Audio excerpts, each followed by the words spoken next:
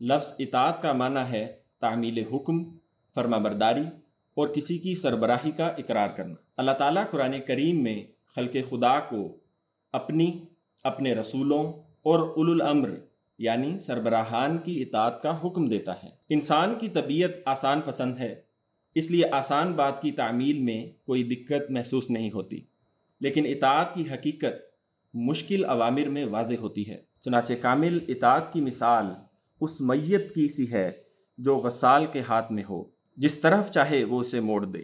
اسی ضمن میں ارشاد نبوی صلی اللہ علیہ وسلم ہے کہ حضرت ابو ہریرہ رضی اللہ تعالی عنہ سے مروی ہے کہ آن حضرت صلی اللہ علیہ وسلم نے فرمایا، تم پر مشکل اور سہولت اور بشاشت اور ناپسندیدگی اور اپنے پر ترجیح دیے جانے پر بھی سننا اور اطاعت کرنا فرض ہے۔